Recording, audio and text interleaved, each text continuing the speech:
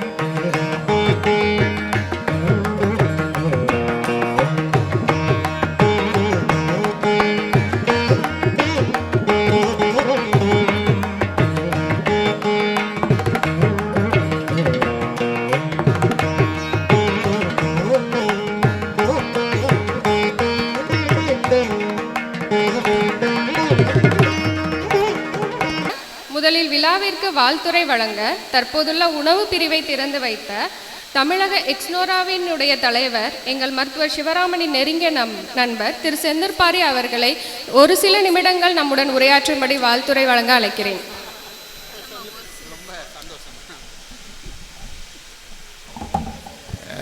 எல்லோருக்கும் வணக்கம். அதாவது இந்த திறப்பு விழா அப்படின்னு சொன்ன உடனே டாக்டர் இதை சொன்னாங்க. அப்படி செய்தி வந்த உடனே நான் டிக்கெட் போட்டேன். என்ன 2 காரணம். ஒன்று வந்து தட்கலில் டிக்கெட் போடணுன்னா ரொம்ப எக்ஸ்பென்சிவாக இருக்குது. இன்னும் அதனால் உடனடியாக டிக்கெட்லாம் போட்டு வச்சுட்டேன். அப்புறம் இன்விடேஷனை பார்த்தோன்னா ஒரு இன்ப அதிர்ச்சி, நம்ம பேரை கூட போட்டிருக்கிறாங்க ஐயா அப்படின்னு ஒரு சந்தோஷம். இன்றைக்கி எக்ஸ்னோரா திருநெல்வேலியில் நிறைய பணிகள் செய்யுது அப்படின்னு சொன்னால் அதற்கு முழு காரணம் மருத்துவர் சிவராமன் அவர்களும் திரு ராமசுப்பிரமணியம் அவர்களும் தான். ஏன்னா இங்கே இருக்கிற பிரச்சனைகள் என்ன, தாமிரபரணி ஆறு பார்த்திங்கன்னா தமிழ்நாட்டில் தோன்றி, அதாவது ஜீவ நதி, தமிழ்நாட்டில் இருக்கிற ஒரே நதி அது. ஆனால் அதை நாம் பாழ்படுத்துகிறோம்.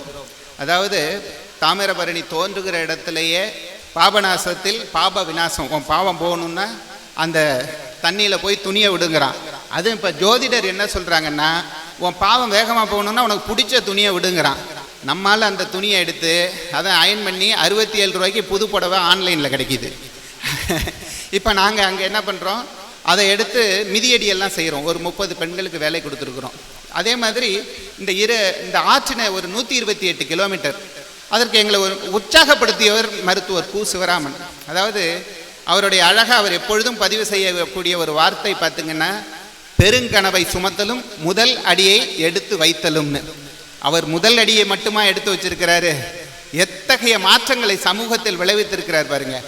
அவர் மட்டும் நகராமல் அவரோடு இணைந்திருக்கிற நண்பர்களையும் சமூகத்தையும் அந்த திசை நோக்கி பயணிக்க வைத்திருக்கிற திரு மருத்துவர் அவர்களுக்கும் அவருடைய துணைவியாருக்கும் ஒரு பலத்த கரவொலியை நாம் இந்த இடத்துல கொடுக்கணும். அதே மாதிரி இப்போ நீங்கள் எல்லாம் வந்ததுலேருந்து பார்ப்பீங்க, அவருடைய துணைவியாரை என்ன அழகாக முன்னிலைப்படுத்துகிறார் பாருங்க. நம்ம எல்லாரும் அதை கொஞ்சம் கற்றுக்கணும். அழகாக கொண்டு வந்து ஒவ்வொரு இடத்துலையும் நிறுத்தி, ஆமாம் 2 காரணம் இருக்கலாம், அதனால் இருந்தாலும் அதை நம்ம நேரடி அதனால் அதை நாம் கொண்டாடுவோம். அடுத்ததாக இந்த நிகழ்வை பற்றி நான் கேட்டேன், டாக்டர் எப்படி பிளான் பண்ணியிருக்கீங்கன்னு சொன்னார். நம்ம குறைந்த எண்ணிக்கையில் தான் நான் கூப்பிட்டுருக்கிறேன், அதனால் வந்த உடனே திறப்பு, அதோட நம்ம முடிச்சிருவோன்னார். நான் தான் அவர்கிட்ட ஒரு வேண்டுகோள் வைத்தேன், நம்ம ஒரு சின்ன அரங்க கூட்டம் அந்த இடத்தில் நடத்தணும் அப்படின்னு. என்ன காரணம்னா, இந்த சமூகம் வந்து பேசி பேசி வளர்ந்தது. இன்னைக்கு இந்தியாவில் ஒரு வளர்ந்த மாநிலமாக தமிழ்நாடு மாறி இருக்கிறது என்று சொன்னால் இத்தகைய பேச்சு தான். நான் வந்து சைக்காலஜி, சோஷியாலஜி எல்லாம் படித்தேன். சோஷியாலஜியில் என்ன சொல்கிறான்னா, உலகின் மிகப்பெரிய மாற்றம் எதுன்னு நினைக்கிறீங்களோ அது வெகு சிலர் இல்லை, இன்னும் தனிநபர்கள்லாம் இப்படி யோசித்து அப்படியே சின்ன சின்ன கூட்டங்களாக, இது மாதிரியான கூட்டங்களாக நடந்து இப்படி தான் போய் உலகம் முழுவதும் ஒரு பெரிய மாற்றத்தை உருவாக்கி இருக்கிறது. இதுவரையும் அப்படி தான் நடந்திருக்கிறது. அது இல்லாமல் இன்றைக்கி சோஷியல் மீடியா ரொம்ப ஸ்ட்ராங் ஆகிடுச்சு. எனக்கு ஒரு ஆல் இண்டியா ரேடியோவில் ஒரு டைரக்டர் நண்பர், அவர் எப்பொழுதும் என்ன சொல்லுவார்னா, எனக்கு எதுக்கு கூட்டமே வேண்டியில்லைம்பார். ஏன்னா தனிப்பட்ட முறையில் ஆல் இண்டியா ரேடியோவில் போனால் எங்கே பேச முடியும், அவருக்கு எதுக்கு மைக்கு மட்டும்தான் இருக்கும். அதனால் நான் மைக்குக்கு முன்னாடியே பேசி பழகினேன்னா கூட்டம் பிரச்சனை இல்லைம்பார். ஆனால் அது பல லட்சம் பேரை போய் சென்றடைகிறது.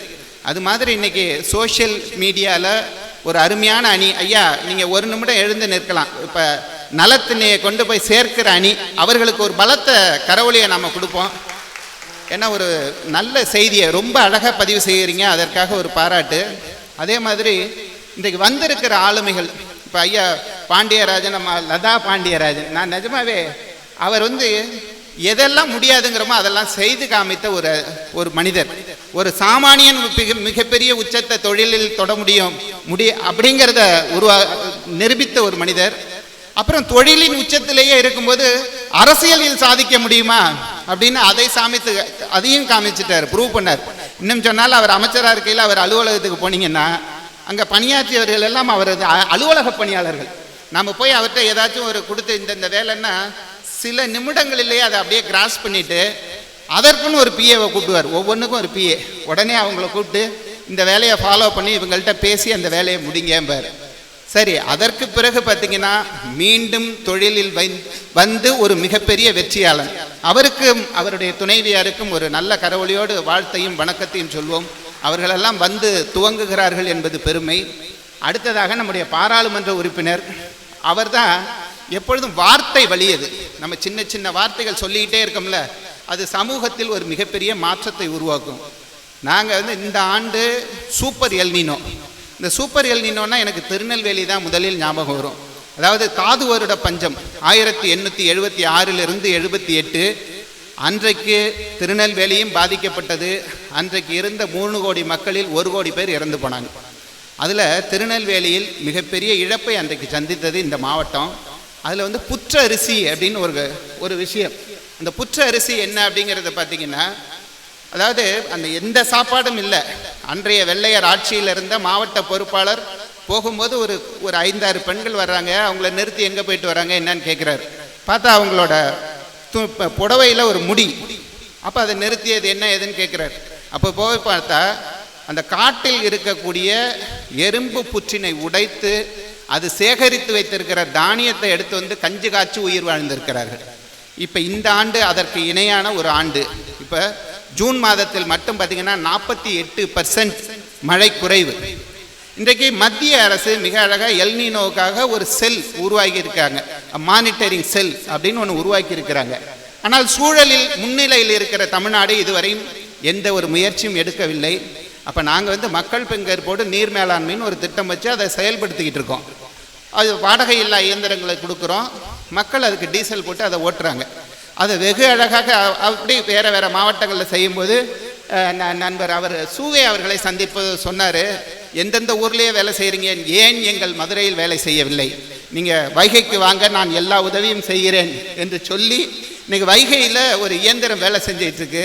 ஒரு அற்புத மனிதர் அதை தலைமை தாங்கி நடத்தி கொண்டிருக்கிற திரு மதன் அவர்கள் நம்மோடு இங்கே இருக்கிறார். அவர் என்ன சொல்கிறாருன்னா, இந்த ஆண்டு என்ன எங்களுடைய காமன் ஃப்ரெண்ட் பூவுலகின் நண்பர்கள் சுந்தரராஜன் தான் சொல்லுவார், இந்த காலநிலை மாற்றத்தால் பாதிக்கப்படுகிற மாவட்டத்தில் முன்னணியில் இருக்கிற ஒரு மாவட்டம் மதுரை மாவட்டம். அப்போ மதன் என்ன சொல்கிறாருன்னா, இன்னும் இப்போ ஒரு இயந்திரம் அவர்கிட்ட இருக்குது, இன்னும் ஒரு இயந்திரம் கொடுத்தால் 100 ஏரிகளுக்கு தண்ணீர் கொண்டு போயிடுவாங்கிறார். இவரெல்லவா சாதனை மனிதர், அவரையும் நாம் கொண்டாடுவோம். இந்த திருநெல்வேலியில் பணி செய்யும் போது திரு ராமசுப்பு அவர்கள் மருத்துவருடைய நெருங்கிய நண்பர். என்னைக்கு நாங்கள் எக்ஸ்னோராலேருந்து யார் வந்தாலும் அவர் வீட்டில் தங்க இடமும் கொடுத்து உணவும் கொடுத்து, அவருக்கும் அவர் துணைவியாரும் ஒரு நிமிடம் எழுந்து நிற்கலாம், அவங்க 2 பேருக்கும் ஒரு கரவொலி. இன்னைக்கு தங்க இடமும் கொடுத்து சாப்பாடு. இப்போ இதில் இன்னொரு அட்வான்டேஜ் என்ன, அடுத்த முறை நான் வருவதற்கும் இப்போ தயாராகிட்டோம். அந்த ஒரு பாதுகாப்பிற்கு அவர் நன்றி. அப்புறம் மருத்துவருடைய நண்பர்கள் சீடு அறக்கட்டளை, எப்படி நான் சொன்னல பெருங்கனவை சுமத்து நகர்த்துவதோடு அவர் மருத்துவர் நிற்கலை, எல்லோரையும் நகர்த்திக்கிட்டு போகிறாருன்னு அவருடைய நண்பர்கள் எல்லாம் இணைந்து இங்கே ஒரு சீடு அறக்கட்டளை மாதம் 2 நிகழ்ச்சிகள் நடத்துகிறார்கள். அதோடு விடுகிறார்களானா இந்த ஆண்டு மட்டும் இந்த மாதம் மட்டும் 4 கூட்டங்கள் நடத்தி இருக்கிறாங்க. ஒரு ஏரி தூர்வாருகிற பொறுப்பையும் அவர்கள் எடுத்திருக்கிறாங்க. அந்த சீடு அறக்கட்டளை நண்பர்கள் எல்லோரும் ஒரு நிமிடம் எழுந்து நிற்கலாம். மருத்துவர் பொன்னம்பலம் தலைமை தாங்குகிறார். நல்லா இன்னும் எல்லாரும் யோசனையோடு எந்திரிக்க வேணாம், அவர்களுக்கு ஒரு பலத்த கரவொலியை பதிவு செய்வோம். ஏன்னா அது அழகாக பதிவு, அதாவது நன்றியா. ஒரு 4 விஷயம் நாம் ஞாபகம் வச்சுக்கணும். எந்த ஒரு வேலை செஞ்சாலும் sustainable, scalable, reliable, economically viable அப்படின்னு சொல்லுவாங்க. இதை மிக அழகாக நேர்த்தியாக எடுத்து செல்கிற ஒரு அணி இன்றைய துவங்கி இருக்கிற மருத்துவமனையே அப்படிதான். அதாவது இந்த எத்திக்கல் ப்ராக்டிஸ்ங்கிறாங்க. இன்றைக்கு மருத்துவத்தில் இந்த எத்திக்கல் பிராக்டிஸ்ங்கிறது மிகப்பெரிய ஒரு கேள்விக்குறியாக மாறி இருக்கிறது. இன்றைக்கு ஒரு ஆராய்ச்சி என்ன சொல்லியிருக்கிறாங்கன்னா, மருத்துவர்களும் மருந்து தயாரிப்பு நிறுவனங்களும் எந்த அளவிற்கு ஊடாடுகிறார்கள் என்கிற ஒரு கேள்வி வந்திருக்கிறது. அதில் என்ன சொல்கிறாங்கன்னா, அந்த எத்திக்கல் பிராக்டிஸ்ங்கிறது 20% குறைவான மருத்துவர்களே அதை பின்பற்றுகிறார்கள் என்று ஒரு புள்ளி விவரம் சொல்கிறது. அடுத்ததாக நாம் எல்லோருமே அந்த படித்து முடிக்கும்போது ஒரு உறுதிமொழி எடுத்துக்கிறோம். அந்த உறுதிமொழியில் என்ன சொல்கிறாங்கன்னா, அந்த உறுதிமொழியை ஏற்றுக்கொண்டு மருத்துவர்களாக பணியாற்றுபவர்களில் 36% குறைவானவர்களே அதை படித்திருக்கிறார்கள் என்கிற ஒரு புள்ளி விவரமும் அதில் இருக்கிறது. இது எல்லாவற்றையும் கடந்து, அதாவது இது நம்ம ஏன் இங்கே சிவராமனை கொண்டாடுகிறோம் அப்படிங்கிறது, அவருக்கு என்ன இன்னைக்கு ப்ராக்டிஸ்னா, அப்படி தமிழ் கூறும் நல்லுலகம் எங்கெல்லாம் தமிழர்கள் இருக்கிறாங்களோ, இன்னும் சொன்னால் ஒரு 40க்கு மேற்பட்ட நாடுகளில் அவர் கால் தடம் பதிந்திருக்கும். அவரை கொண்டாடுகிற எண்ணற்றோர் இருக்கிறாங்க.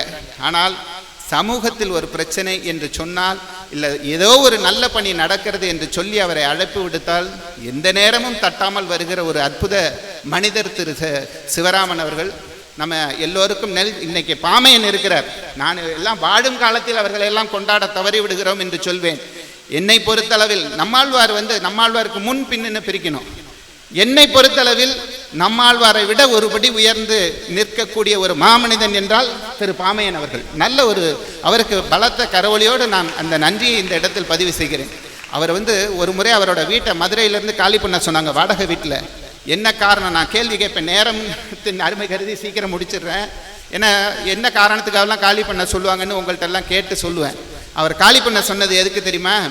அவர் வீட்டில் அவர் அடுக்கி வைத்திருந்த புத்தகங்களின் சுமையால் அந்த வீடு வீணா போயிடும்னு காலி பண்ண சொன்னாங்க. ஆனால் நான் சொல்லுவேன், என்னோட வீட்லேயும் லைப்ரரி இருக்கு.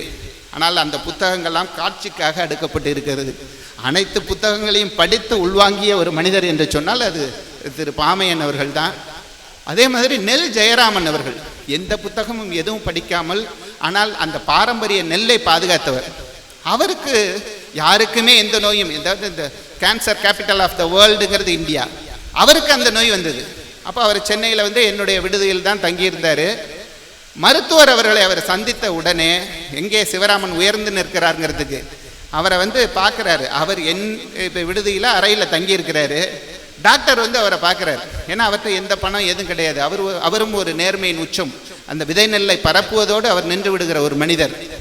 அவர் இதை பார்த்துட்டு உடனடியாக போய் விகடனில் எழுதுகிறார், இப்படி ஒரு ஆளுமை இந்த நோயோடு போராடுகிறார், அவருக்கான பண உதவி இந்த எண்ணுக்கு அனுப்புங்க. லட்சங்களில் பணம் விழுவதோடு மட்டுமல்லாமல் தமிழகத்தின் முன்னணி நட்சத்திரங்களிலிருந்து அரசியல்வாதிகளிலிருந்து அவ்வளவு பேரும் பார்த்து அதற்கான பொருளுதவியை செய்கிறாங்க. அந்த மருத்துவர் சொன்னது, அவர் சில மாதங்கள் தான் வாழ்வார் என்று.